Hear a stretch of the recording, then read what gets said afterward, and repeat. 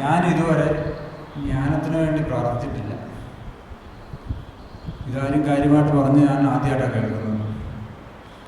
മറ്റു കാലകാലം പ്രത്യേകിച്ച് ഭൗതിക കാര്യങ്ങൾക്കും ആത്മാവിൻ്റെ കാര്യങ്ങൾക്ക് വേണ്ടി പ്രാർത്ഥിച്ചിരുന്നുള്ളൂ. ജ്ഞാനത്തിൻ്റെ വരം നൽകണമെന്ന് പ്രധാനമായിട്ടും കേൾക്കുന്നത് ഇപ്പോഴാണ്. ന്യായമായ പ്രസംഗങ്ങളൊക്കെ കേട്ടിട്ടുണ്ടെങ്കിലും ആളുകൾക്ക് ദഹിക്കാൻ ബുദ്ധിമുട്ടുള്ളത് കൊണ്ടായിരിക്കാം മറ്റ് പ്രാസംഗികരൊന്നും കാര്യമായിട്ട് പറയാറില്ല. എങ്കിലും ഈ ധ്യാനം കൂടുന്നതിന് മുന്നോടിയായിട്ടാണ് എന്ന് ഞാൻ ഇപ്പോൾ കരുതുന്നു. ഏതാണ്ട് ഒരു 2 മാസം മുമ്പ് ഞാൻ അറിയാതെ തന്നെ എൻ്റെ മനസ്സിൽ ഇത്തരൊരു പ്രാർത്ഥന വന്നിരുന്നു. അതിപ്രകാരമാണ്: എൻ്റെ ദൈവമേ, വിശുദ്ധ സ്വർഗത്തിൽ നിന്നുള്ള ജ്ഞാനം കൊണ്ട് എന്നെ നിറയ്ക്കണമേ.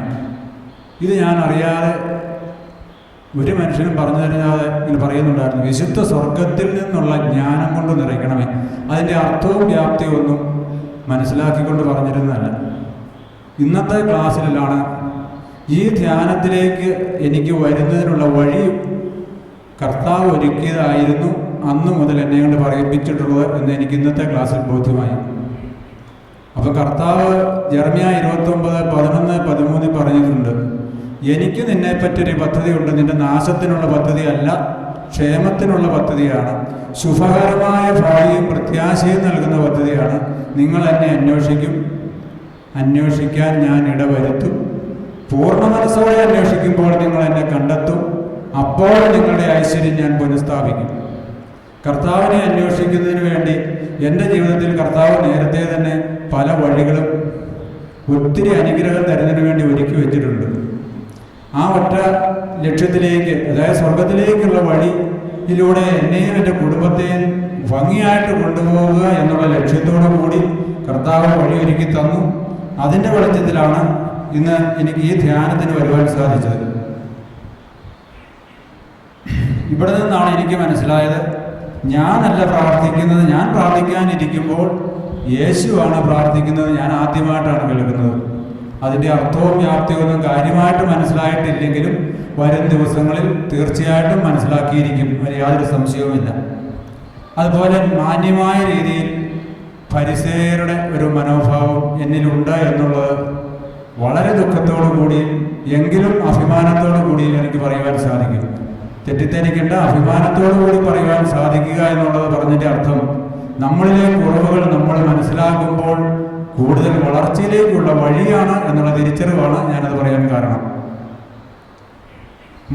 അതുപോലെ എനിക്ക് ബോധ്യമായ ഒരു കാര്യം മറ്റുള്ളവരുടെ കുറവുകൾ കാണുമ്പോൾ അവരെ കുറ്റപ്പെടുത്തി മോശക്കാരാക്കുന്നതിന് പകരം അവരെ സ്നേഹിച്ചുകൊണ്ട് അവരുടെ കുറവുകൾ എന്താണെന്ന് അവരുടെ കുറവുകൾ മനസ്സിലാക്കിക്കൊണ്ട് അവരോട് ക്ഷമിക്കുവാനും അവരെ സ്നേഹിക്കുവാനും ഉള്ള ചിന്ത ഈ ധ്യാനത്തിന് മുന്നോടിയായിട്ട് വരുന്നതിന് വേണ്ടി കർത്താവ് ഒരു 15 ദിവസം മുമ്പേ എനിക്ക് തന്നിരുന്നു. നമുക്ക് ഗ്രഹിക്കാൻ പറ്റാത്ത കാര്യമായിരുന്നു നേരത്തെ. ഇപ്പോൾ എനിക്ക് മനസ്സിലാകും അവർ ഈ രീതിയിലാകുവാൻ കാരണം എന്താണ്, അവരുടെ ബാക്ക്ഗ്രൗണ്ട് എന്നതാണ്. അതുകൊണ്ട് അവരെ സ്നേഹിച്ചാൽ അവരെ നന്മയിലേക്ക് വളർത്താൻ സാധിക്കും എന്ന വലിയൊരു തിരിച്ചറിവ് ഇത് 15 ദിവസം മുമ്പ് കിട്ടിയത്, ഇത് പരിശുദ്ധാത്മാവ് തന്നതായിരുന്നു എന്ന് അരക്കിട്ട് ഉറപ്പിച്ചത് ഇന്നാണ്, ഈ ക്ലാസ്സിലൂടെയാണ്. അതുപോലെ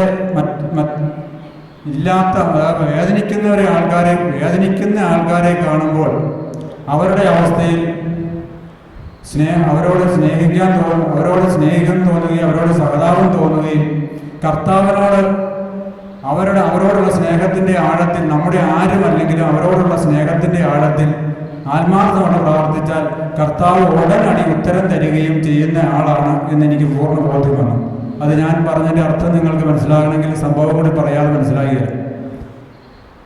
എൻ്റെ കൂടെ വന്നിരിക്കുന്ന 12 പേർക്ക് അറിയാം, വളരെ ദയനീയമായ അവസ്ഥയിൽ കോളനിയിൽ താമസിക്കുന്ന ഒരു വീട്ടുകാരുടെ അവസ്ഥ എൻ്റെ അടുത്ത് വന്ന് പറയുകയുണ്ടായി. ഏതായാലും ഇടക്കാല ആശ്വാസം എന്നുള്ള രീതിയിൽ ചെറിയ സഹായം ചെയ്ത് വെച്ച് വിശന്നിരിക്കുന്ന കുട്ടികൾ വീട്ടിലുണ്ട് എന്ന് പറഞ്ഞ കാരണം അവർക്ക് 2-3 ആഴ്ചത്തേക്കുള്ള ഭക്ഷണവുമായി വീട്ടിൽ ചെല്ലുവാൻ ഇടയായി. പണി പൂർത്തിയാകാതെ ഒരു ഷെഡിൽ താമസിക്കുന്നു. വീടിഞ്ഞ് മേൽക്കൂര ഇട്ടിട്ടില്ല. വളരെ ദയനീയമാണെന്ന് എനിക്ക് മനസ്സിലാവുകയും നനയാതെ കിടക്കാൻ പാകത്തിന് ഒരു പടുത മേടിച്ച് തരാമെന്ന് പറഞ്ഞ് അദ്ദേഹത്തെ കൂടെ കൊണ്ടുവന്ന് അത് മേടിച്ചു കൊടുക്കുകയും ചെയ്തു.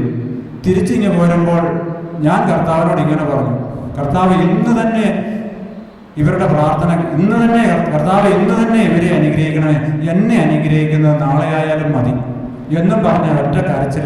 വേറെ ആരും ഇല്ല വണ്ടിയിൽ, അതുകൊണ്ട് വേറെ ആരും കണ്ടിട്ടില്ല.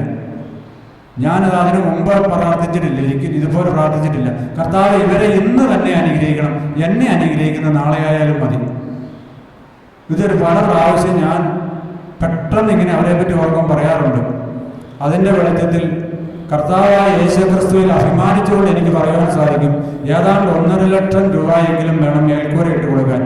8 ദിവസത്തിനകം അതിനുവേണ്ടി തന്നെ 40,000 രൂപ പല ആൾക്കാരും എൻ്റെ കയ്യിൽ തന്നു കഴിഞ്ഞു. ഇതാണ് ഞാൻ പറഞ്ഞത്. മറ്റുള്ളവരുടെ അവസ്ഥ കണ്ട് ആത്മാർത്ഥമായിട്ട് കർത്താവോട് പറഞ്ഞാൽ നിമിഷ നേരം കൊണ്ട് ഉത്തരം തരുന്ന കർത്താവാണ് ഞാൻ വിശ്വസിക്കുന്ന യേശുക്രിസ്തു എന്ന് പറയാൻ കാരണം ഏതാണ്? നസ്രായനായ യേശുക്രിസ്തുവിൽ ഞാൻ പരിപൂർണമായിട്ട് വിശ്വസിക്കുന്നു. നസ്രായനായ യേശുക്രിസ്തുവിൽ ഞാൻ അഭിമാനിക്കുന്നു. ഈ ധ്യാനത്തിന് വരുവാൻ അവസരം തന്നതിന് കൈയടിച്ച് കർത്താവിന് നന്ദി പറയാം.